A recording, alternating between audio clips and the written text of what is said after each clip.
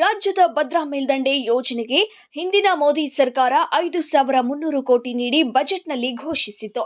ಆದರೆ ಇಲ್ಲಿವರೆಗೂ ರಾಜ್ಯ ಸರ್ಕಾರ ತನ್ನ ಪಾಲಿನ ಹಣ ಮೀಸಲಿಟ್ಟಿಲ್ಲ. ಅರಣ್ಯವನ್ನ ಕೂಡ ತೆರವುಗೊಳಿಸಿಲ್ಲ. ಕಾಮಗಾರಿಯ ಬಗ್ಗೆ ರೂಪರೇಷೆ ಸಿದ್ಧಪಡಿಸದೆ ಗೊಂದಲದಲ್ಲಿ ಮುಳುಗಿದೆ ಎಂದು ಕೇಂದ್ರ ರೈಲ್ವೆ ಹಾಗೂ ಜಲಶಕ್ತಿ ಸಚಿವ ವಿ ಸೋಮಣ್ಣ ತಿಳಿಸಿದ್ದಾರೆ. ಮಧುಗಿರಿ ತಾಲೂಕಿನ ಕೋಡಿಗೇನಹಳ್ಳಿ ಹೋಬಳಿಯ ತೆರೆಯೂರು ಶ್ರೀ ಸುಬ್ರಹ್ಮಣ್ಯ ಸ್ವಾಮಿ ರಥೋತ್ಸವ ಹಾಗೂ ಐಡಿಹಳ್ಳಿ ಹೋಬಳಿಯ ದೊಡ್ಡ ಧಾಳವಾಟ ಶ್ರೀ ಲಕ್ಷ್ಮೀನರಸಿಂಹಸ್ವಾಮಿ ದೇವಾಲಯದಲ್ಲಿ ವಿಶೇಷ ಪೂಜೆ ಸಲ್ಲಿಸಿ ನಂತರ ಸುದ್ದಿಗಾರರೊಂದಿಗೆ ಮಾತನಾಡಿದ ಅವರು, ರಾಜ್ಯದ ನೀರಾವರಿ ವಿಚಾರಕ್ಕೆ ನರೇಂದ್ರ ಮೋದಿ ಎಂದಿಗೂ ವಿರೋಧಿಸಿಲ್ಲ. ನಾನು ಕುಮಾರಸ್ವಾಮಿ ಈ ನಿಟ್ಟಿನಲ್ಲಿ ಬದ್ಧತೆಯನ್ನ ಹೊಂದಿದ್ದೇವೆ. ಆದರೆ ರಾಜ್ಯ ಸರ್ಕಾರದ ಮಂತ್ರಿಗಳು ಇಂದಿಗೂ ಈ ಬಗ್ಗೆ ಸಕಾರಾತ್ಮಕವಾಗಿ ಬಂದು ಚರ್ಚಿಸಿಲ್ಲ ಎಂದರು. ಎತ್ತಿನೊಳಗೆ ಯಾರ ಹಣ ಬಿಡುಗಡೆ ಮಾಡಬೇಕು, ಯಾವ ಕಾನೂನು ಬಿಡುಗಡೆ ಮಾಡಬೇಕು, ಭದ್ರಾದು ನಾವು 5,500 ಕೋಟಿ ಕೊಡ್ತೀವಿ ಅಂತ ನಮ್ಮ ಹೇಳಿದ್ದಾರೆ. ಮತ್ತು ಈಗಾಗಲೇ ಅವರು ಮಾಹಿತಿ ಕೇಳಿದ್ರು, 2-3 ಸಾರಿ ನಾವು ಮಾಹಿತಿ ಕೊಟ್ಟಿಲ್ಲ. ಇವಾಗ ಏನೋ ಒಂದಷ್ಟು ಮಾಹಿತಿ ಬಂದಿದೆ. ನಾನೇ ಮೀಟಿಂಗ್ ಮಾಡಿದ್ದೀವಿ. ನಮ್ಮ ಆರ್ಥಿಕ ಮಂತ್ರಿಗಳು ಕೂಡ ಮೀಟಿಂಗ್ ಮಾಡಿದ್ದಾರೆ. ಜಲಶಕ್ತಿ ಮಂತ್ರಿಗಳು ಮೀಟಿಂಗ್ ಮಾಡಿದ್ದೀವಿ. ನಾವು ಭದ್ರಾ ಮೇಲ್ದಂಡೆ ಪ್ರಧಾನಮಂತ್ರಿಗಳ ಅವರಿಗೆ ಮನಸ್ಸನ್ನು ಗೆಲ್ತಕ್ಕಂಥ ಪ್ರಯತ್ನ ಮಾಡ್ತಾ ಇದ್ದೀವಿ. ಇವರು ಏನು ಮಾಡ್ತಾ ಇದ್ದೀವಿ ಏನು ಅನ್ನೋದನ್ನ ಮಾಹಿತಿ ಕೊಡದೆ ಹೋದರೆ ಹೆಂಗೆ ಹಣ ಬಿಡುಗಡೆ ಆಯ್ತದೆ? ಯೋಜನೆಗಳು ಇವತ್ತು ಯಾರು ಫಾರೆಸ್ಟ್ ಎಲ್ಲ ಕ್ಲಿಯರೆನ್ಸ್ ಮಾಡಿದ್ದೀವಿ. ಕೆಲವು ಸಂದರ್ಭದಲ್ಲಿ ಎಷ್ಟು ವರ್ಷದ ಎತ್ತಿ ನೋಡೆ ನಮ್ಮ ಕಾಲದಲ್ಲ. ಹಿಂದೆ 2 ಸಾರಿ ನೀವೇ ಇದ್ರಿ, ಮೇಲ್ಗಡೆನೂ ನೀವೇ ಇದ್ರಿ, ಕೆಳಗಡೆನೂ ನೀವೇ ಇದ್ರಿ. ಯಾಕೆ ಮಾಡೋಕ್ಕಾಗಿಲ್ಲ ನಿಮ್ಮ ಕೈಲಿ? ಮಾಹಿತಿ ಕೊಡದೆ ಹೋದ್ರೆ ನಾವೇನು ಮಾಡೋದು? ಮಾಹಿತಿ ಮೊನ್ನೆ ತಾನೇ ಹೋಗವ್ರೆ ಬೃಹತ್ ನೀರಾವರಿ ಮಂತ್ರಿಗಳು ನಮ್ಮ ಕಚೇರಿಗೆ ಬಂದವ್ರೆ, ಅಲ್ಲಿಂದ ಫಾರೆಸ್ಟ್ ಮಂತ್ರಿಗಳು ಕಚೇರಿಗೆ ಬಂದವ್ರೆ. ನಾವು ಏನೇನು ಮಾಡಬೇಕು, ನಮಗೆ ಯಾವುದೇ ಸ್ಕೀಮ್ಗಳಾಗಲಿ ಸರ್ಕಾರ ಯಾವುದು ಅನ್ನೋದು ನಮ್ಗೆ ಮುಖ್ಯ ಅಲ್ಲ.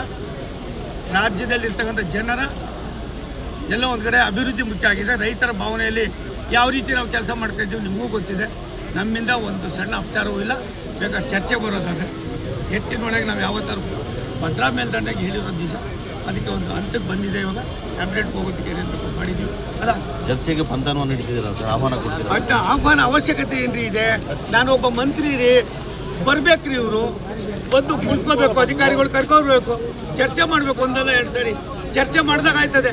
ಕುಮಾರಸ್ವಾಮಿ ಅವರು ನಾವು ಜೋಶಿ ಅವರು ಕಾಪಾಡ್ಕೊಂಡಿಲ್ಲ ಅಂತ ಅವರು ಯಾರಿಗೆ ನಿಮ್ಮ ಜೊತೆಯಲ್ಲಿ ಸಮನ್ವಯತೆ ಇಲ್ಲ ಅಂತ ಬಿಟ್ಟು ಅದು ಅದಿಲ್ಲ ಇದೆಯಾ ಇಲ್ವಾ ಅಂತ ಅವ್ರಿಗೆ ಕೇಳ್ಬಿಡಿ, ಮುಖ್ಯಮಂತ್ರಿಗೆ ಕೇಳಿ. ಎಷ್ಟು ಸಾರಿ ಹೇಳ್ತೀವಿ, ಯಾವುದಕ್ಕೂ ಒಂದಕ್ಕೂ ಕೂಡ ಇದಿಲ್ದಿರ ಬರೀ ಪೇಪರ್ ಟೇಕರ್ಗಳಾಗೋದ್ರೆ ನಾವೇನು ಮಾಡೋಕ್ಕಾಗ್ತದೆ? ಆಮೇಲೆ ಸರ್, ನಿಮ್ಮ ರೈಲ್ವೆ ಸಲಹಾ ಸಮಿತಿಗೆ NDA ಇಂದ BJP-ನೊಬ್ಬರು ತಗೊಂಡಿದ್ದಾರೆ, JDS ಅವ್ರನ್ನೊಬ್ಬರು ತಗೋಬೋದಿತ್ತು. ಸುಮಾರು ಜನ ತಗೊಂಡಿದ್ದೀವಿ.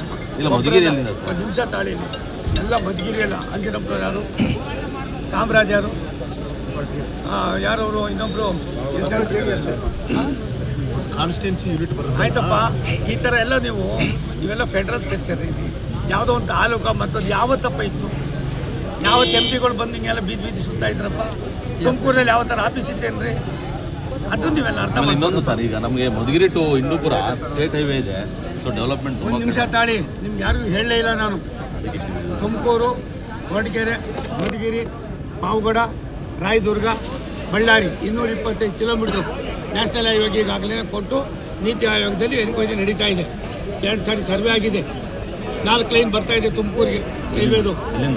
ಎಲ್ಲಿ ಬೆಂಗಳೂರಿನ ತುಮಕೂರಿಗೆ 4 ಲೈನ್ ಬರ್ತದೆ sir. Hindupur to Madhugiri sir. 1 ನಿಮಿಷ ತಾಳು. ಇಂದೂಪುರ ಮಧುಗಿರಿ ನನಗೆ ಮಾಹಿತಿ ನಮ್ಗಿಲ್ಲ. ಅದು ಆಗಿರೋದ್ರಿಂದ ಯಾವ್ಯಾವ್ದು ಇವಾಗ ಆಯಿತು. ಬಡವನಹಳ್ಳಿ, ಶಿರಾ ಬೈರನಹಳ್ಳಿ ಎಷ್ಟು ಕೋಟಿ ರೂಪಾಯಿ? 1,700 ಕೋಟಿ ರೂಪಾಯಿ ಏನೋ ಆಯ್ತಾರೆ. ಯಾರು ಕೇಳಲೇ ಇಲ್ಲ. 70 ಕಿಲೋಮೀಟರ್ ಕಡಿಮೆ ಆಯ್ತದೆ. ಇವಾಗ ಮೊನ್ನೆ ಒಂದಷ್ಟು ಚೆಕ್ ಡ್ಯಾಮ್ ಕೊಟ್ವಿ. ಇವಾಗ ಒಂದು 170 ಕೋಟಿ ರೂಪಾಯಿ ಕೊಡ್ತಾ ಇದ್ದೀನಿ. ಏನಾಗಿದೆ? ಎಲ್ಲ ರಾಜ್ಯ ಸರ್ಕಾರ ಕೊಡ್ಬೇಕು. ನಾವು ನಮ್ಮವ್ರಿಗೆ ಒಬ್ಬರಿಗೂ ಹತ್ರ ಸೇರಿಸ್ತಾ ಇಲ್ಲ.